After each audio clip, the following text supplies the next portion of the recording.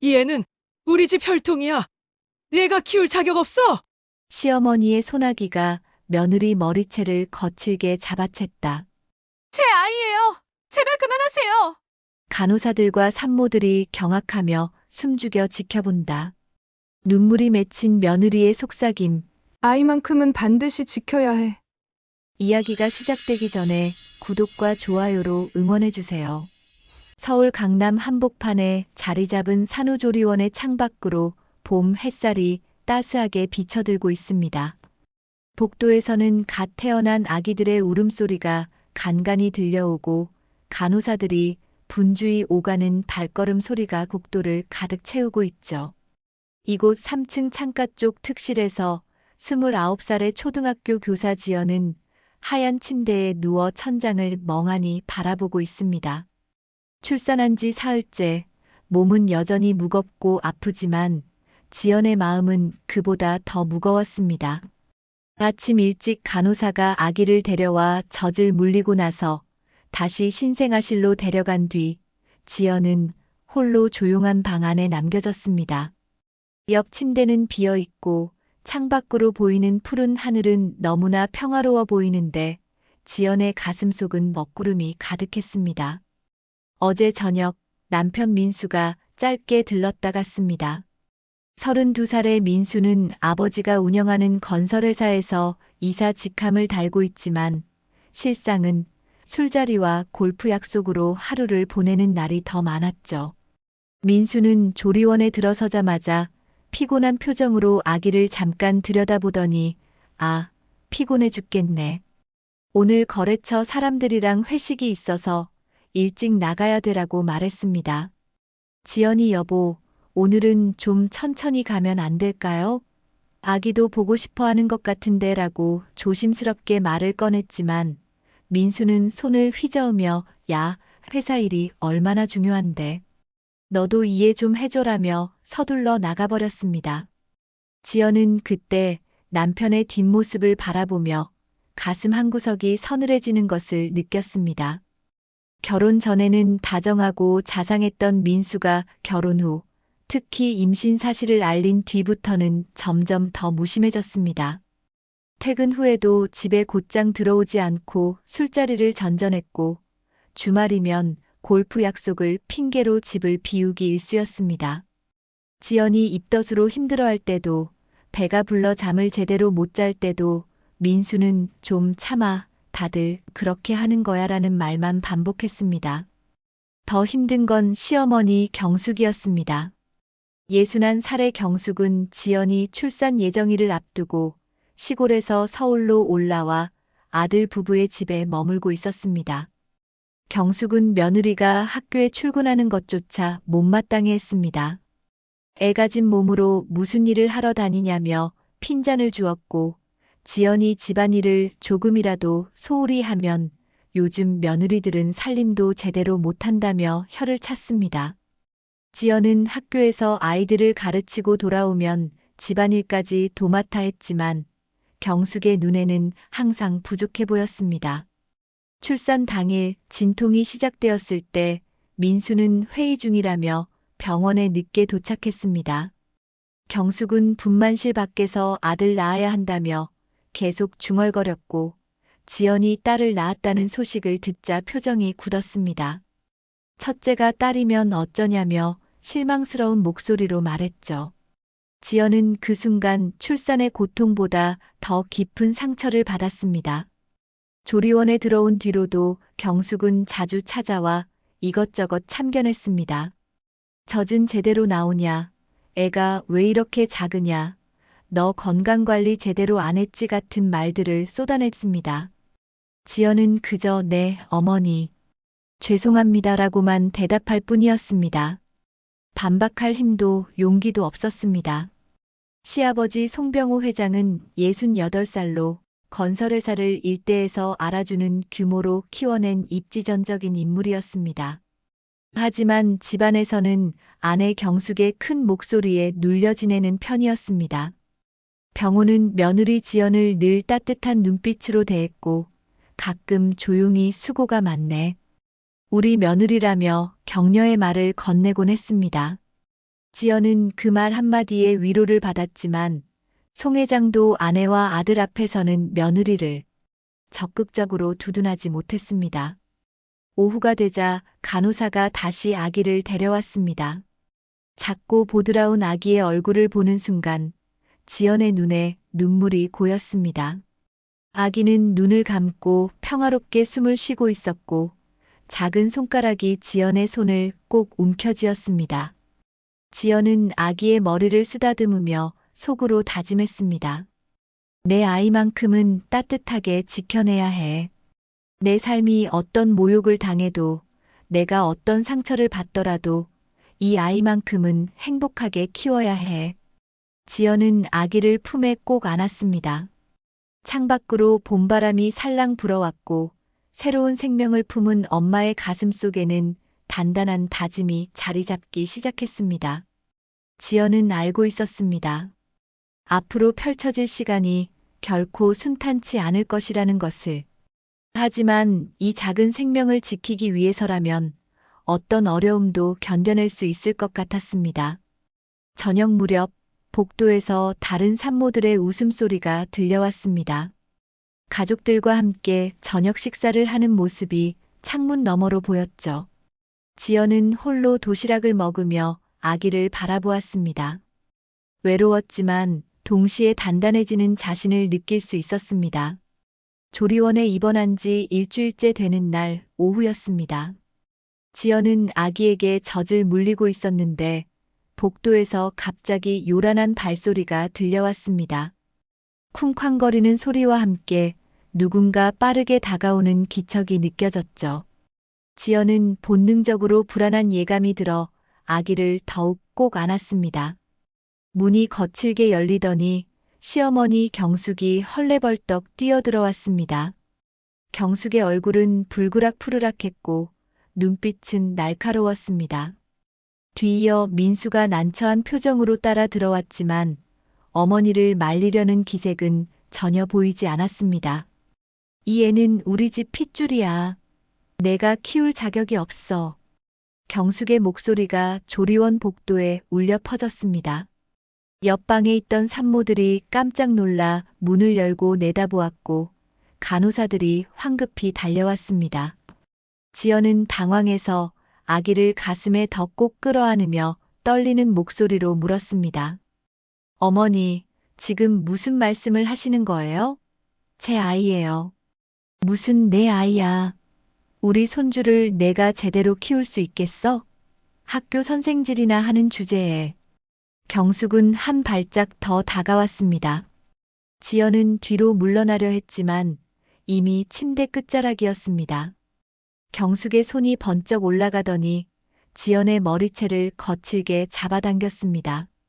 순간 지연의 머릿속이 하얘졌고 날카로운 통증이 두피를 타고 퍼져나갔습니다.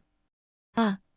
지연이 비명을 질렀고 품에 안긴 아기가 놀라 울음을 터뜨렸습니다. 어머니, 그만하세요. 제발요. 주변에 있던 산모들이 경악했고 간호사 2명이 황급히 달려들어 경숙을 떼어냈습니다. 경숙은 여전히 흥분한 상태로 소리를 질러댔습니다. 내가 이 애를 키울 거야. 우리 아들 내 집으로 데려갈 거라고. 간호사들이 경숙을 진정시키려 애쓰는 동안 지연은 민수를 바라보았습니다. 남편이 자신을 도와주길, 시어머니를 말려주길 간절히 바랐습니다. 하지만 민수는 그저 난처한 표정으로 서 있을 뿐이었습니다. 아니, 그보다 더 충격적인 일이 벌어졌습니다. 여보 지연이 떨리는 목소리로 불렀지만 민수는 고개를 돌려버렸습니다. 지연아, 어머니 말씀도 일리가 있어. 너 혼자 애 키우면서 학교 일까지 하기 힘들잖아. 어머니가 도와주시겠다는데. 지연은 믿을 수 없다는 표정으로 남편을 바라보았습니다. 민수는 자신의 아내가 아니라 어머니 편을 들고 있었습니다.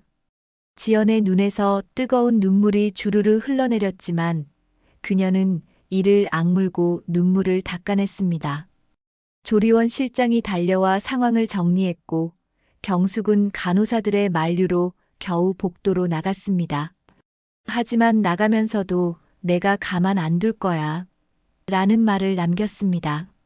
민수도 어머니를 따라 나가면서 지연에게 나중에 이야기하자는 말만 남기고 사라졌습니다. 방 안에 홀로 남겨진 지연은 울고 있는 아기를 달래며 침대에 주저앉았습니다. 온몸이 떨렸고 머리가 아팠습니다. 하지만 그보다 더 아픈 것은 마음이었습니다. 남편이 자신을 지켜주지 않았다는 사실, 시어머니가 손주를 빼앗으려 한다는 사실이 가슴을 짓눌렀습니다. 간호사가 들어와 지연의 상태를 확인하고 따뜻한 차를 건넸습니다. 괜찮으세요? 많이 놀라셨죠? 간호사의 다정한 목소리에 지연은 겨우 고개를 끄덕였습니다. 저녁이 되어 아기가 잠들자 지연은 창가에 서서 밤하늘을 바라보았습니다. 강남의 불빛들이 반짝이고 있었지만 지연의 마음은 어둠으로 가득했습니다. 그녀는 손을 꼭 쥐며 속으로 다짐했습니다. 이대로는 안 돼. 나와 아이를 지켜야 해. 아무도 내 아이를 빼앗아 갈 수 없어. 절대로. 지연의 눈빛에는 더 이상 망설임이 없었습니다. 오늘의 치욕과 모욕은 그녀를 무너뜨린 것이 아니라 오히려 더 단단하게 만들었습니다.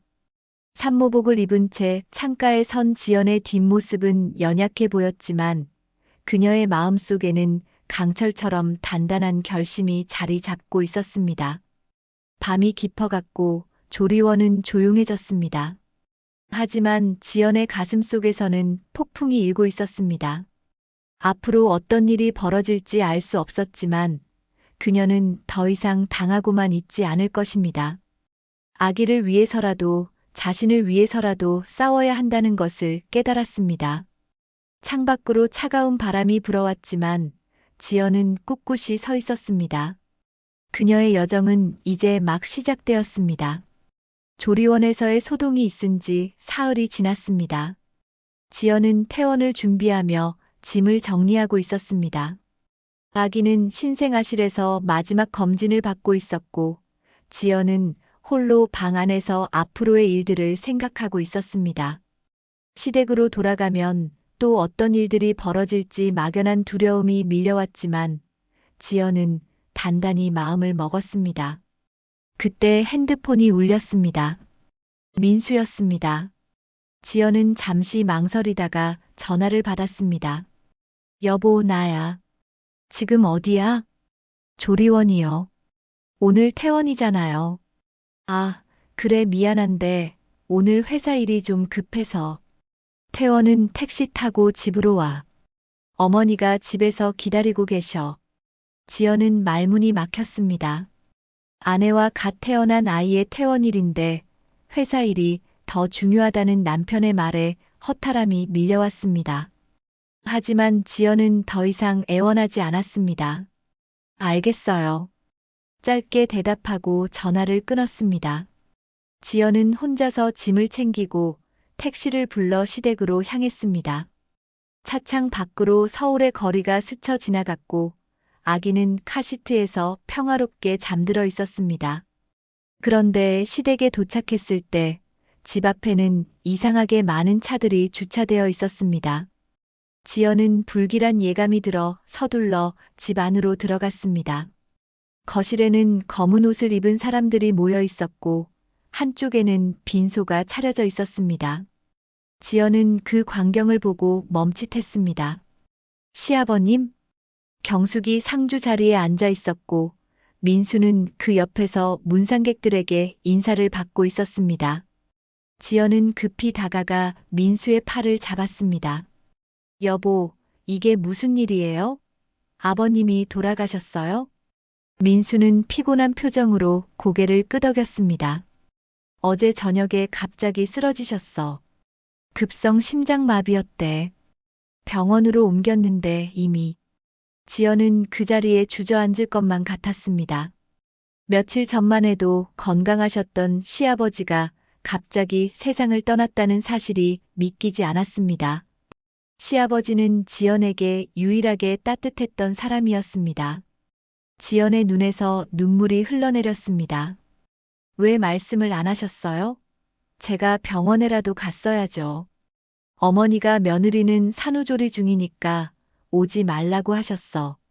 지연은 허탈한 표정으로 빈소를 바라보았습니다. 시아버지의 영정 사진 앞에는 국화꽃이 가득했고 향 냄새가 집안을 채우고 있었습니다. 지연은 아기를 안고 빈소 앞에 무릎을 꿇고 절을 올렸습니다. 눈물이 계속 흘러내렸지만 지연은 소리내어 울 수 없었습니다. 장례식장은 친척들과 회사 관계자들로 북적였습니다. 송 회장은 업계에서 잘 알려진 인물이었기에 조문객들의 발길이 끊이지 않았습니다. 경숙은 상주 자리를 꽉 차지하고 앉아 문상객들을 맞이했습니다. 그녀는 마치 이 자리의 주인공이라도 된 듯 큰 소리로 말했습니다. 제가 남편 곁을 평생 지켜왔습니다. 밤낮으로 뒷바라지를 했죠. 친척들 사이에서 수군거림이 들렸습니다. 송 회장의 동생인 병수가 조심스럽게 말을 꺼냈습니다. 형님께서 유언장을 남기셨다던데 그게 사실입니까? 그 말에 장내가 순간 조용해졌습니다. 경숙의 표정이 굳어졌고 민수는 불안한 듯 어머니를 쳐다보았습니다. 경숙은 코웃음을 치며 말했습니다. 유언장이고 뭐고 재산은 당연히 제 몫이죠. 제가 평생 남편을 내조했는데 하지만 형님께서 생전에 변호사를 여러 번 만나셨다고 들었습니다. 유언장을 정식으로 작성하셨을 겁니다. 병수의 말에 다른 친척들도 고개를 끄덕였습니다. 경숙은 얼굴이 붉어지며 소리를 질렀습니다. 누가 뭐래도 이 집 재산은 제 것이고 제 아들 것입니다. 바로 그때 장례식장 입구로 정장을 차려입은 중년 남성이 들어왔습니다. 그는 송 회장의 오랜 고문 변호사인 강 변호사였습니다. 강 변호사는 차분한 목소리로 말했습니다. 고인께서 남기신 유언장이 있습니다. 장례가 끝난 후 정식으로 공개하겠습니다. 장례는 다시 한번 술렁였습니다. 경숙의 얼굴은 창백해졌고 민수는 초조한 표정으로 어머니를 바라보았습니다. 지연은 한쪽 구석에서 아기를 안고 그 광경을 지켜보고 있었습니다. 가슴이 두근거렸습니다. 시아버지께서 무슨 내용을 유언장에 남기셨을까? 지연은 알 수 없었지만 이상하게 긴장되었습니다. 강 변호사는 경숙과 민수 그리고 친척들을 둘러보며 말했습니다. 고인의 뜻을 존중하여 사무제가 끝난 후 유언장을 공개하겠습니다. 그때 모든 가족분들이 참석해 주시기 바랍니다. 경숙은 입술을 깨물며 분노를 참고 있었고 민수는 손을 떨며 주먹을 쥐었습니다. 장례식장은 묘한 긴장감으로 가득 찼고 지연은 그 모든 것을 조용히 지켜보고 있었습니다. 폭풍 전야의 고요함이었습니다. 사무제를 마친 날 오후 장례식장 한쪽에 마련된 작은 회의실에 가족들이 모였습니다. 경숙과 민수는 상석에 나란히 앉았고 송 회장의 동생 병수와 몇몇 친척들이 그 옆자리를 채웠습니다. 지연은 가장 구석진 자리에 조용히 앉아 아기를 안고 있었습니다. 회의실 안은 무거운 침묵으로 가득했고 모두의 시선은 테이블 중앙에 놓인 봉투를 향하고 있었습니다. 강 변호사가 서류 가방에서 유언장이 든 봉투를 꺼내 책상 위에 놓았습니다.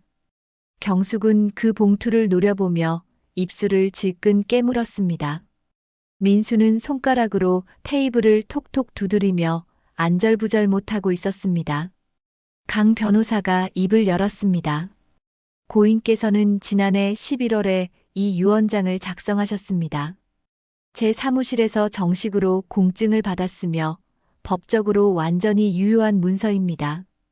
경숙이 갑자기 냉소를 흘리며 말했습니다. 유언장이고 뭐고 평생 남편 뒷바라지를 한 사람은 접니다. 재산은 당연히 제 몫이죠. 강 변호사는 경숙을 잠깐 바라보았지만 아무 말도 하지 않았습니다. 대신 봉투를 조심스럽게 열기 시작했습니다. 그 순간 회의실 안의 공기가 얼어붙은 듯 팽팽해졌습니다. 경숙의 눈빛은 날카로웠고 민수는 침을 꿀꺽 삼켰습니다. 강 변호사가 유언장을 펼치려는 바로 그 순간 경숙이 벌떡 일어나 지연을 손가락질하며 소리쳤습니다. 야, 넌 우리 집에 발붙일 자격도 없어. 남편도 제대로 챙기지 못하는 주제에 감히 이 자리에 앉아 있어? 지연은 깜짝 놀라 고개를 들었습니다. 경숙의 얼굴은 분노로 일그러져 있었고 그녀의 목소리는 회의실 전체를 울렸습니다. 친척들이 당황한 표정으로 경숙을 바라보았지만 아무도 나서서 말리지 않았습니다. 제가 무슨 잘못을 했습니까? 지연이 떨리는 목소리로 물었습니다. 경숙은 코웃음을 치며 말했습니다. 잘못? 내가 시집 온 뒤로 우리 집에 좋은 일이 하나도 없었어. 딸이나 낳고 남편은 죽고 다 내가 불길해서 그런 거야. 지연은 그 말에 가슴이 무너지는 것 같았습니다. 시아버지의 죽음을 자신 탓으로 돌리는 시어머니의 말에 분노와 슬픔이 동시에 밀려왔습니다. 하지만 지연은 아기를 꼭 안고 참았습니다. 민수는 옆에서 어머니의 말에 고개를 끄덕이며 거들었습니다. 맞아. 아버지 재산은 원래 내 거잖아. 장남인데 당연한 거 아니야? 민수의 말에 병수가 인상을 찌푸렸습니다. 민수야, 아직 유언장도 열어보지 않았는데 무슨 소리냐? 형님께서 뭐라고 쓰셨는지 먼저 확인해야지. 확인할 것도 없어요. 회장님의 전 재산은 당연히 부인과 아들 몫이죠. 경숙이 테이블을 탁 치며 소리쳤습니다. 강 변호사는 침착하게 그들을 진정시키려 했지만 경숙은 들은 척도 하지 않았습니다. 회의실 안은 점점 더 험악한 분위기로 변해갔습니다. 지연은 구석에 앉아 그 모든 광경을 지켜보며 가슴이 두근거렸습니다. 시어머니와 남편의 탐욕스러운 모습이 낯설고 무서웠습니다. 하지만 동시에 시아버지께서 남기신 유언장에는 어떤 내용이 담겨 있을지 궁금했습니다. 강 변호사가 다시 한번 유언장을 펼치려 하자 경숙이 다가가 그의 손을 붙잡았습니다. 잠깐만요. 그 유언장 정말 진짜 맞습니까? 누가 조작한 건 아니죠? 부인, 이 유언장은 고인께서 직접 작성하시고 서명하셨습니다. 공증도 받았고요. 의심의 여지가 없습니다. 강 변호사의 단호한 말에 경숙은 손을 놓았지만 여전히 불안한 표정을 감추지 못했습니다. 민수 역시 땀을 흘리며 초조하게 서 있었습니다. 지연은 그때 깨달았습니다. 시어머니와 남편이 두려워하고 있다는 것을. 그들은 유언장에 자신들이 원하는 내용이 적혀 있지 않을까봐 불안해하고 있었습니다. 지연은 아기를 보며 속으로 생각했습니다. 시아버지께서는 어떤 결정을 내리셨을까? 정말 모든 재산을 시어머니와 민수에게 주셨을까? 회의실 안은 긴장감으로 가득 차 있었습니다. 강 변호사가 유언장을 펼치려는 순간 경숙이 마지막으로 한마디 더 던졌습니다. 그 유언장이 뭐라고 쓰여 있든 난 인정 못해. 평생 남편 뒷바라지 한 사람이 나인데 재산은 당연히 내 거야. 민수도 옆에서 거들었습니다. 맞아요. 아버지가 뭐라고 하셨든 법적으로 따지면 유족인 제가 재산을 받는 게 맞잖아요. 강 변호사는 두 사람을 차분하게 바라보며 말했습니다. 유언장의 내용을 먼저 확인하시죠.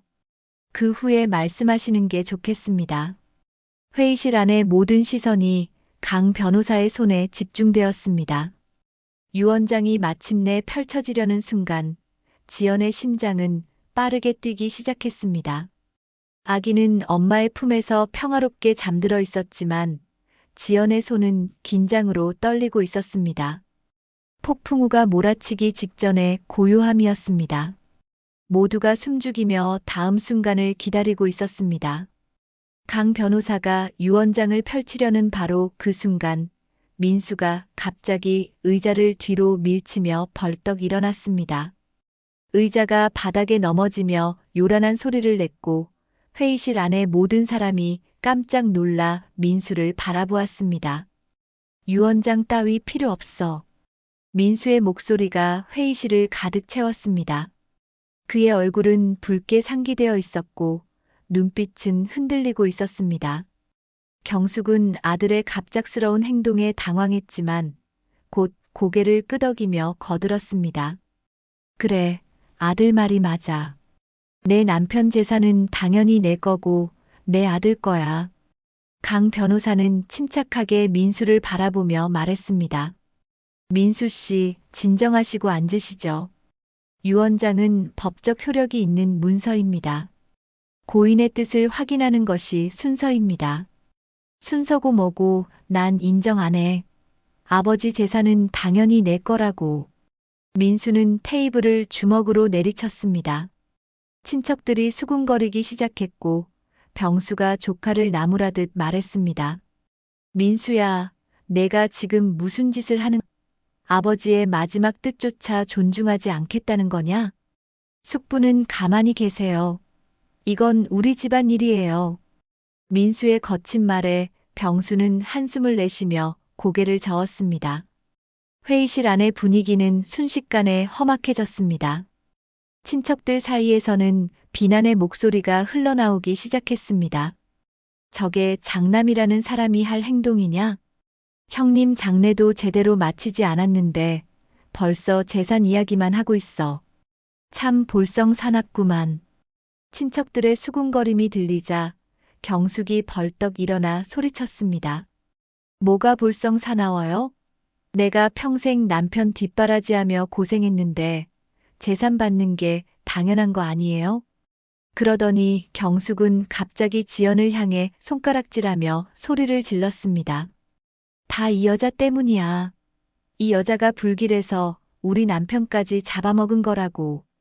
회의실 안의 모든 시선이 일제히 지연에게 쏠렸습니다. 지연은 아기를 꼭 안고 그 자리에 얼어붙었습니다. 경숙의 손가락은 지연을 향해 떨리고 있었고 민수도 옆에서 어머니의 말에 고개를 끄덕이며 동조했습니다. 맞아. 지연이 시집 온 뒤로 우리 집에 좋은 일이 하나도 없었어. 아버지도 갑자기 돌아가시고. 지연은 치욕과 절망 속에서 눈물이 핑 돌았지만 꾹 참았습니다. 회의실 안에 모든 사람이 자신을 바라보고 있었고 어떤 이들은 수군거리며 자신을 비난하고 있었습니다. 지연은 손을 떨며 아기를 더욱 꼭 안았습니다. 야, 내가 무슨 짓을 한 거야? 시아버지를 어떻게 한 거냐? 경숙의 목소리는 점점 더 커졌고 회의실 밖에 서 있던 장례식장 직원들까지 안을 들여다보기 시작했습니다. 지연은 입술을 깨물며 참았지만 경숙은 멈추지 않았습니다. 이 여자는 우리 집안의 재앙이야. 나가. 당장 이 자리에서 나가. 경숙이 지연을 향해 다가오려는 순간 강 변호사가 단호하게 손을 들어 제지했습니다. 부인, 진정하십시오. 이런 식으로 며느리를 모욕하는 것은 고인께서 원하시는 일이 아닙니다. 뭐가 원하는 일이 아니에요? 당신이 우리 남편 마음을 어떻게 알아? 경숙이 강 변호사에게 대들자 회의실 안은 더욱 혼란스러워졌습니다. 친척들 중 몇몇은 자리에서 일어나 나가려 했고 어떤 이들은 경악한 표정으로 그 광경을 지켜보고 있었습니다. 민수는 여전히 테이블 앞에 서서 주먹을 꽉 쥐고 있었습니다. 그의 얼굴에는 불안과 분노가 뒤섞여 있었습니다. 그는 유 원장이 자신에게 불리한 내용을 담고 있을까봐 두려워하고 있었습니다. 지연은 구석자리에서 조용히 눈물을 닦아냈습니다. 치욕스러웠지만 동시에 이상한 힘이 솟아났습니다. 시어머니와 남편의 추악한 모습을 보며 지연은 더 이상 이들에게 기대할 것이 없다는 것을 깨달았습니다. 강 변호사가 다시 한번 목소리를 높였습니다. 여러분, 제발 진정하시고 자리에 앉으십시오. 유 원장을 공개하지 않으면 이 자리는 끝나지 않습니다. 경숙은 마지못해 자리에 앉았고 민수도 쓰러진 의자를 다시 세워 앉았습니다. 하지만 두 사람의 얼굴에는 여전히 불안과 분노가 가득했습니다. 회의실 안은 다시 한번 긴장된 침묵으로 가득 찼습니다. 강 변호사는 유언장을 펼치며 천천히 읽기 시작했습니다. 모두의 시선이 그의 입술로 향했고 지연은 손을 꼭 쥐며 심장이 터질 듯 뛰는 것을 느꼈습니다. 고 송병호 회장의 유언장을 낭독하겠습니다. 강 변호사의 목소리가 회의실에 울려 퍼졌습니다. 경숙은 눈을 부릅뜨고 변호사를 노려보았고 민수는 숨을 죽이며 다음 말을 기다렸습니다. 지연은 아기를 품에 안고 떨리는 마음으로 귀를 기울였습니다. 유언장의 첫 문장이 읽히려는 순간 회의실 안의 공기는 얼어붙었습니다. 모든 것이 이 한순간에 달려 있었습니다. 폭풍이 몰아치기 직전 마지막 고요함이었습니다. 강 변호사는 유언장을 펼친 채 잠시 회의실 안을 둘러보았습니다. 모두의 시선이 그에게 집중되어 있었고 숨소리조차 조심스러웠습니다. 경숙은 테이블 모서리를 꽉 움켜쥐고 있었고 민수는 입술을 바짝 말리며 긴장한 표정이었습니다. 고 송병호 회장께서는 이렇게 쓰셨습니다. 강 변호사가 천천히 유언장을 읽기 시작했습니다. 나 송병호는 건강한 정신 상태에서 이 유언장을 작성한다. 내가 세상을 떠난 후 내 재산과 회사 경영권에 대해 다음과 같이 유언한다. 경숙은 숨을 죽이며 다음 말을 기다렸습니다. 민수는 손가락으로 무릎을 톡톡 두드리며 안절부절 못했습니다. 지연은 아기를 안고 조용히 듣고 있었지만 가슴이 두근거렸습니다. 강 변호사가 계속해서 읽어내려갔습니다. 내 평생의 반려자였던 아내 경숙에게는 강남의 아파트 한 채와 3억 원의 현금을 상속한다. 경숙의 얼굴이 순간 굳었습니다. 3억 원이라는 금액은 결코 적은 돈이 아니었지만 송 회장이 소유한 전체 재산에 비하면 극히 일부에 불과했습니다. 경숙은 입을 벌린 채 믿을 수 없다는 표정을 지었습니다. 뭐라고요? 고작 3억? 경숙의 목소리가 떨렸지만 강 변호사는 멈추지 않고 계속 읽었습니다. 아들 민수에게는 회사 주식 10%와 2억 원의 현금을 상속한다. 민수는 그 말을 듣고 벌떡 일어났습니다. 10%요? 고작 10%라고요? 제가 장남인데. 회의실 안이 다시 술렁이기 시작했습니다. 친척들은 놀란 표정으로 서로를 바라보았고 병수는 조용히 고개를 끄덕이며 형의 결정을 이해하는 듯 했습니다. 강 변호사는 손을 들어 민수를 진정시키며 말했습니다. 아직 유언장이 끝나지 않았습니다. 계속 듣고 계십시오. 민수는 떨리는 손으로 의자를 붙잡고 다시 앉았습니다. 경숙은 얼굴이 새하얗게 질려 있었습니다. 강 변호사가 유언장의 마지막 부분을 읽기 시작했습니다. 나머지 전 재산과 회사 경영권은. 회의실 안의 모든 사람이 숨을 멈추었습니다. 지연도 아기를 꼭 안고 귀를 기울였습니다. 강 변호사의 목소리가 또렷하게 울려 퍼졌습니다. 내 며느리 지연에게 상속한다. 순간 회의실 안이 정적에 휩싸였습니다. 아무도 말을 하지 못했고 시간이 멈춘 듯 했습니다. 지연은 자신의 귀를 의심했습니다. 방금 자신의 이름이 불렸다는 것이 믿기지 않았습니다. 경숙이 가장 먼저 비명을 질렀습니다. 거짓말이야. 이건 조작이라고. 남편이 그런 말을 할 리가 없어. 경숙은 테이블을 주먹으로 내리치며 소리를 질렀습니다. 민수도 얼굴이 새파랗게 질린 채 강 변호사에게 달려들었습니다. 이게 말이 돼요? 제가 아들인데 며느리한테 전 재산을 준다고요? 강 변호사는 침착하게 유언장을 들어보이며 말했습니다. 이것은 고인께서 직접 작성하시고 서명하신 유언장입니다. 공증도 받았고 법적으로 완전히 유효합니다. 아니야, 아니라고. 이건 가짜야. 경숙이 소리를 지르며 유언장을 빼앗으려 했지만 강 변호사는 서류를 재빨리 거두어 들였습니다. 친척들이 경악한 표정으로 서로를 바라보았고 병수는 조용히 고개를 끄덕이며 형의 결정을 받아들이는 듯 했습니다. 지연은 여전히 자리에 앉아 있었습니다.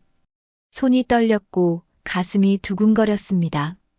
시어머니와 남편의 분노에 찬 시선이 자신을 향하고 있다는 것을 느꼈지만 지연은 꿈쩍하지 않았습니다. 강 변호사가 다시 입을 열었습니다. 고인께서는 유언장의 이유도 함께 적어두셨습니다. 읽어드리겠습니다. 그만해요. 더 이상 듣고 싶지 않아. 경숙이 귀를 막으며 소리쳤지만 강 변호사는 계속해서 읽었습니다. 내 며느리 지연은 우리 집안에 온 후 한 번도 불평하지 않고 묵묵히 자신의 역할을 다했다. 학교에서 아이들을 가르치면서도 집안일을 소홀히 하지 않았고 시어머니의 구박 속에서도 늘 웃음을 잃지 않으려 애썼다.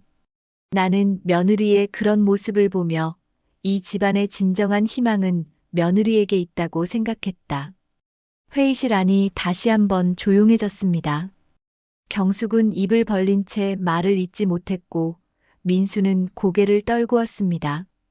강 변호사가 마지막 문장을 읽었습니다. 며느리 지연이 내 재산을 물려받아 더 나은 세상을 만드는데 사용하기를 바란다. 그리고 내 손주가 따뜻한 사랑 속에서 자라기를 바란다.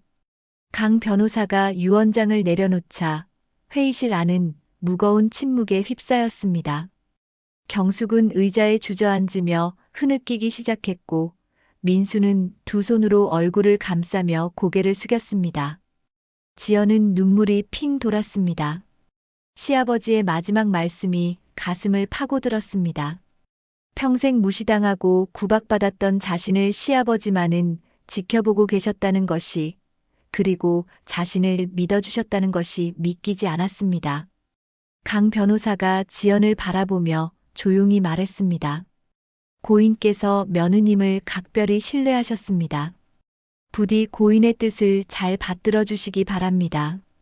지연은 떨리는 손으로 눈물을 닦으며 고개를 끄덕였습니다. 가슴속에 불이 켜지는 것 같았습니다. 이제 지연에게는 선택이 있었습니다. 무너지거나 아니면 일어서거나. 지연은 아기를 보며 마음속으로 다짐했습니다. 절대 무너지지 않겠다고. 유언장 낭독이 끝난 후 회의실 안은 무거운 침묵이 흘렀습니다. 경숙은 의자에 주저앉은 채 눈물을 흘리고 있었고 민수는 두 손으로 머리를 감싸며 멍하니 앉아 있었습니다. 친척들은 하나둘씩 자리에서 일어나 회의실을 빠져나갔고 병수는 지연에게 조용히 고개를 끄덕이며 위로의 눈빛을 보냈습니다. 강 변호사가 서류를 정리하며 말했습니다. 며느님, 며칠 후에 제 사무실로 오시면 구체적인 상속 절차에 대해 안내해 드리겠습니다. 지연은 떨리는 목소리로 대답했습니다. 감사합니다. 강 변호사가 회의실을 나가자 지연도 아기를 안고 자리에서 일어났습니다. 그 순간 경숙이 벌떡 일어나 지연의 팔을 붙잡았습니다. 경숙의 눈빛은 분노와 절망으로 일그러져 있었습니다. 넌 절대 우리 재산을 가질 수 없어. 내가 가만두지 않을 거야. 지연은 침착하게 경숙의 손을 떼어내며 말했습니다. 어머니, 이건 시아버님의 뜻입니다. 저도 믿기지 않지만 시아버님께서 결정하신 일입니다. 시아버님의 뜻? 웃기지 마. 넌 분명 우리 남편을 속인 거야. 어떻게 며느리한테 전 재산을 물려준다는 거야. 경숙의 목소리는 점점 더 커졌고 복도에 남아있던 사람들이 다시 회의실 쪽을 바라보았습니다. 민수도 자리에서 일어나 어머니 곁으로 다가왔습니다. 지연아, 우리 이야기 좀 하자. 내가 그 재산을 다 받을 순 없어. 우리도 가족이잖아. 지연은 남편을 바라보았습니다. 조금 전까지 자신을 무시하고 어머니 편만 들던 남편이 이제는 애원하는 목소리로 말하고 있었습니다. 지연은 씁쓸한 미소를 지으며 말했습니다. 민수 씨, 당신은 저를 가족으로 대한 적이 있나요? 제가 힘들어할 때 한 번이라도 곁에 있어준 적 있나요? 민수는 말문이 막혔습니다. 지연의 차가운 목소리에 뭔가 변한 것을 느꼈습니다. 더 이상 순종적이고 참기만 하던 예전의 지연이 아니었습니다. 지연아, 제발, 나도 잘못했어. 이제부터라도 잘할게. 우리 다시 시작하자. 민수가 무릎을 꿇으며 지연의 옷자락을 붙잡았습니다. 주변에 있던 몇몇 친척들이 그 광경을 보며 수군거렸습니다. 경숙도 당황한 표정으로 아들을 바라보았습니다. 민수야, 무슨 짓이야? 일어나. 하지만 민수는 어머니의 말을 듣지 않았습니다. 그는 지연의 손을 붙잡으며 간절하게 말했습니다. 지연아, 날 좀 살려줘. 제발, 회사 빚도 많고 내가 보증 선대도 있어. 내가 도와주지 않으면 난 끝이야. 지연은 그제야 깨달았습니다. 민수가 회사 경영권을 원했던 이유를, 그리고 왜 그토록 재산에 집착했는지를. 민수는 이미 빚더미에 앉아 있었던 것입니다. 지연은 천천히 민수의 손을 떼어내며 말했습니다. 민수 씨, 저는 당신을 더 이상 남편으로 생각하지 않습니다. 이혼하고 싶어요. 그 말에 회의실 안이 다시 한번 정적에 휩싸였습니다. 경숙은 눈을 부릅뜨고 지연을 노려보았고 민수는 입을 벌린 채 말을 잇지 못했습니다. 뭐라고? 이혼? 네. 저는 더 이상 이 결혼 생활을 지속할 수 없어요. 당신은 저를 아내로 대한 적이 없고 어머니는 저를 며느리로 인정한 적이 없잖아요. 지연의 목소리는 떨렸지만 단호했습니다. 경숙이 앞으로 다가와 지연의 어깨를 거칠게 붙잡았습니다. 내가 감히 우리 아들한테 이혼을 하자고? 손주는 어쩌고? 아이는 제가 키우겠습니다. 시아버님께서 남겨주신 재산으로 아이를 잘 키우겠습니다. 지연은 경숙의 손을 떼어내며 한 걸음 뒤로 물러났습니다. 경숙은 분노로 얼굴이 일그러졌고 민수는 바닥에 주저앉은 채 절망에 빠진 표정이었습니다. 지연아, 제발 다시 생각해봐. 우리 애 때문이라도. 민수가 애원했지만 지연은 고개를 저었습니다. 민수 씨, 아이 때문에라도 이렇게 해야 합니다. 저는 제 아이가 이런 환경에서 자라길 원하지 않아요. 지연은 아기를 꼭 안고 회의실을 나섰습니다. 뒤에서 경숙의 고함 소리가 들렸지만 지연은 뒤돌아보지 않았습니다. 복도를 걸어가는 지연의 발걸음은 무겁지만 단단했습니다. 장례식장 밖으로 나오자 차가운 바람이 얼굴을 스쳤습니다. 지연은 잠시 멈춰서서 하늘을 올려다보았습니다. 구름 사이로 햇살이 비치고 있었습니다. 지연은 아기를 보며 조용히 속삭였습니다. 아가야, 엄마가 이제 너를 지킬 거야. 시아버님께서 우리에게 기회를 주셨어. 엄마는 절대 이 기회를 헛되이 하지 않을 거야. 지연은 택시를 잡아타고 조리원으로 돌아갔습니다. 며칠 후면 퇴원해서 새로운 삶을 시작해야 했습니다. 두렵기도 했지만 동시에 희망도 생겼습니다. 시아버지께서 남겨주신 재산은 단순한 돈이 아니었습니다. 그것은 지연과 아이가 새로운 삶을 살아갈 수 있는 기회였습니다. 조리원 방으로 돌아온 지연은 창가에 서서 밤하늘을 바라보았습니다. 별들이 반짝이고 있었고 지연의 눈에도 눈물이 반짝였습니다. 하지만 그것은 슬픔의 눈물이 아니라 해방의 눈물이었습니다. 아버님, 감사합니다.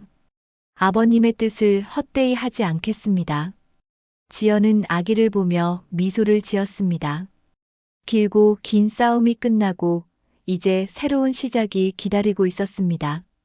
유언장 공개로부터 석 달이 흐른 어느 화창한 봄날 아침이었습니다.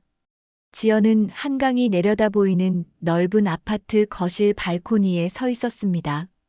따스한 햇살이 유리창을 통해 쏟아져 들어왔고 아기는 요람에서 평화롭게 잠들어 있었습니다. 지연은 커피 한 잔을 들고 창밖을 바라보았습니다. 강 위로 유람선이 지나가고 공원에는 벚꽃이 만개 있었습니다. 석 달 전만 해도 상상할 수 없었던 평화로운 아침이었습니다. 지연은 조용히 미소를 지으며 아기에게 다가가 이마에 입을 맞추었습니다. 지난 석 달 동안 많은 일이 있었습니다. 지연은 강 변호사의 도움을 받아 모든 상속 절차를 마쳤습니다. 송 회장이 남긴 재산은 생각보다 훨씬 많았습니다. 회사 경영권과 함께 부동산, 주식, 예금까지 합치면 수백억 원에 달했습니다. 경숙과 민수는 처음에는 소송을 제기하겠다고 위협했습니다. 하지만 유 원장이 법적으로 완벽했고 송 회장이 생전에 남긴 다른 증거들도 명확했기에 소송은 시작도 하지 못했습니다. 결국 두 사람은 유 원장의 명시된 대로 아파트 한 채와 3억 원, 그리고 민수는 회사 주식 10%와 2억 원을 받는 것으로 정리되었습니다. 하지만 그것으로는 민수의 빚을 갚기에 턱없이 부족했습니다. 민수가 몰래 보증을 서준 곳들에서 빚 독촉이 쏟아졌고 결국 민수는 받은 돈 대부분을 빚 갚는 데 써야 했습니다. 경숙은 아들의 처지를 보며 하루하루 한숨으로 지냈고 결국 강남 아파트마저 팔아야 할 처지에 놓였습니다. 지연은 그 소식을 들었지만 안타까움보다는 담담함을 느꼈습니다. 자신을 그토록 괴롭혔던 사람들이 스스로 자초한 결과였습니다. 지연은 더 이상 그들에게 미련을 두지 않았습니다. 이혼 절차도 순조롭게 진행되었습니다. 민수는 처음에는 거부했지만 결국 지연의 단호한 의지 앞에 굴복했습니다. 양육권은 당연히 지연이 가져갔고 민수는 양육비조차 제대로 낼 형편이 못 되었습니다. 지연은 그것도 개의치 않았습니다. 시아버지께서 남겨주신 재산만으로도 아이를 충분히 키울 수 있었으니까요. 지연은 회사 경영에도 직접 참여하기 시작했습니다. 처음에는 어려웠지만 송 회장이 신뢰하던 임원들이 지연을 적극적으로 도왔습니다. 지연은 교사 시절 배웠던 성실함과 꼼꼼함으로 하나하나 배워나갔습니다. 회사 직원들도 새로운 경영자를 받아들였고 지연의 진심 어린 노력을 인정하기 시작했습니다. 특히 지연은 송 회장이 생전에 구상했던 계획을 발견했습니다. 시아버지는 회사 수익의 일부를 사회에 환원하고 싶어 했고 특히 어려운 처지의 산모들을 돕는 재단을 만들고 싶어 했습니다. 지연은 그 뜻을 이어받아 병호복지재단을 설립했습니다. 재단은 경제적으로 어려운 산모들에게 산후조리 비용을 지원하고 미혼모들에게 육아용품과 생활비를 지원했습니다. 지연은 직접 재단 활동에 참여하며 어려운 처지의 엄마들을 만났습니다. 그들의 이야기를 들으며 지연은 자신이 얼마나 운이 좋은지 깨달았습니다. 원장님 정말 감사합니다. 덕분에 아이를 건강하게 낳을 수 있었어요. 한 젊은 산모가 지연의 손을 꼭 잡으며 눈물을 흘렸습니다. 지연도 덩달아 눈물이 났습니다. 이것이 바로 시아버지께서 원하셨던 일이었다는 것을 알았습니다. 지연은 거실 책상 위에 놓인 시아버지의 사진을 바라보았습니다. 자애로운 미소를 짓고 계신 시아버지의 모습이 눈에 들어왔습니다. 지연은 사진 앞으로 다가가 조용히 말했습니다. 아버님, 저 열심히 살고 있어요. 아버님께서 믿어주신 것처럼 저도 다른 사람들에게 희망을 나누고 있어요. 창밖으로 봄바람이 불어왔습니다. 지연은 아기를 안아 올려 발코니로 나갔습니다. 아기는 눈을 뜨고 엄마를 보며 방긋 웃었습니다. 지연은 아기의 볼에 입을 맞추며 속삭였습니다. 우리 공주, 엄마는 이제 괜찮아. 널 지킬 힘도 있고 너에게 좋은 세상을 만들어줄 수 있어. 지연의 마음속에는 더 이상 두려움이 없었습니다. 상처는 깊었지만 그 상처를 딛고 일어설 수 있었습니다. 시어머니의 구박도, 남편의 무관심도, 그 모든 고통이 지연을 더 강하게 만들었습니다. 지연은 아기를 품에 안고 햇살을 받으며 미소 지었습니다. 한강 위로 햇살이 반짝였고 새들이 날아올랐습니다. 지연의 새로운 삶도 이제 막 날개를 펴고 날아오르는 중이었습니다. 아가야, 우리 함께 행복하게 살자. 엄마가 너에게 따뜻한 세상을 만들어줄게. 지연의 목소리는 부드러웠지만 단단했습니다. 아기는 엄마의 품에서 평화롭게 웃고 있었고, 지연은 그 웃음을 보며 가슴이 벅차올랐습니다. 봄날의 햇살은 따스했고, 지연의 미래도 밝게 빛나고 있었습니다. 고통의 시간은 끝났고, 이제 희망의 시간이 시작되었습니다. 지연은 더 이상 누군가에게 의지하지 않아도 되는 사람이 되었습니다. 스스로 일어서고 스스로 걸어갈 수 있는 힘을 가진 사람이 되었습니다. 그리고 그 힘으로 지연은 다른 사람들에게도 희망을 나누고 있었습니다. 송 회장의 뜻을 이어받아 세상을 조금 더 따뜻하게 만들고 있었습니다. 지연은 창밖을 바라보며 조용히 다짐했습니다. 이 평화롭고 행복한 삶을 지키겠다고. 그리고 시아버지께서 믿어주셨던 그 희망을 계속 이어가겠다고. 아기의 작은 손이 지연의 손가락을 꼭 쥐었습니다. 지연은 미소 지으며 아기를 더 꼭 안았습니다. 이제 모든 것이 괜찮았습니다. 끝까지 함께 해주셔서 감사합니다. 오늘의 이야기가 재미있으셨다면 구독과 좋아요로 응원해주세요. 다음에 더 재미있는 이야기로 찾아뵙겠습니다. 오늘도 행복하세요.